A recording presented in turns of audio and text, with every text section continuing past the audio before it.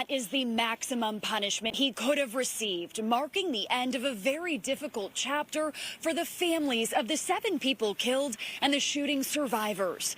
Now, Robert Crimo III, he was not in court when his sentence was handed down this morning, once again refusing to face the people he has hurt the most.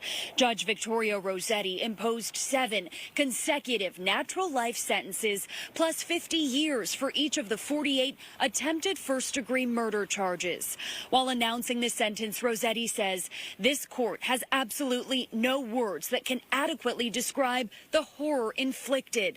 She went on to say that Crimo is irreparably corrupt and beyond any rehabilitation. Today marking a turning point in a tumultuous case. Crimo, after admitting to the attack in a recorded interview with police the night of July 4th, 2022, initially pleaded not guilty.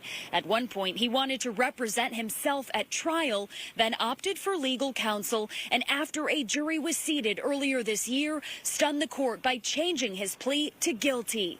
Yesterday and at the start of today, witnesses, survivors, and loved ones of the victims shared powerful messages and stories of what they experienced on that horrific day. Images they will never forget. But today, a new page has been turned, and after the hearing, there was a resounding sense of relief.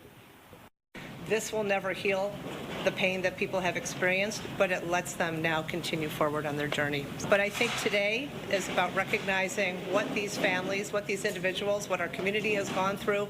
That bravery, that professionalism, and that courage stands in stark contrast not only to the cowardly and heinous acts of this offender, but also the fact that for all of his months and weeks of planning, he has never shown one bit of remorse. And coming up at 5, the story of a Highland Park mom who was shot in the pelvis during the parade but survived. Her outlook and her thoughts on the sentencing as she moves forward. Reporting live in Highland Park, Casey Cronus, Fox 32, Chicago.